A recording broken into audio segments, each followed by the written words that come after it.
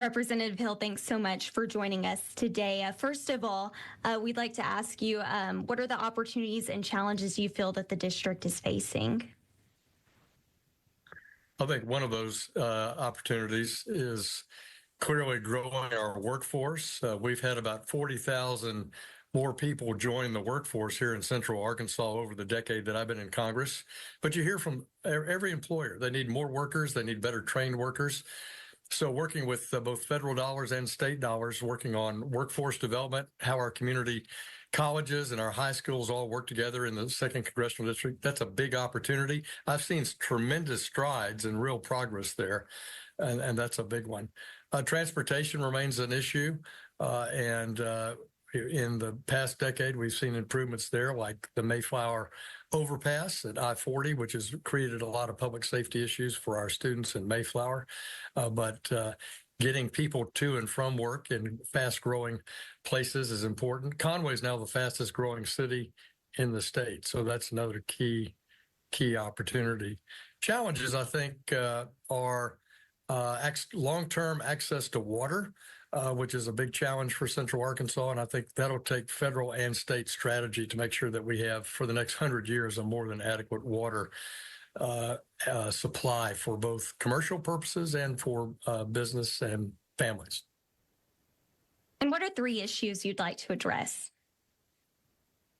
Well, here at home, I stay focused on economic development, trying to help both in that infrastructure point of view, but also in new sites and recruiting new jobs. So economic development's important. We want more career opportunities, more opportunities to make a living for our families that are here in Central Arkansas, to have opportunities for that growing workforce that we're seeing.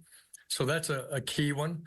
Complete my work in the conservation arena is important. I want to continue my efforts to preserve flatside wilderness area out in the Ouachita National Forest, something I've worked on over the last 6 or 7 years, and we're very close to finishing that work. But it's important because that's part of Governor Sanders' outdoor recreation agenda, where we continue to make Arkansas well known for our outdoor recreation activities.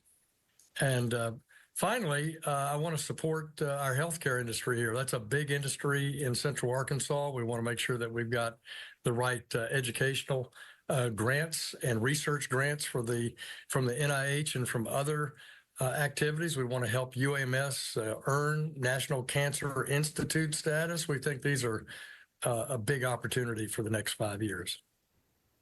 And why do you feel like people should vote for you?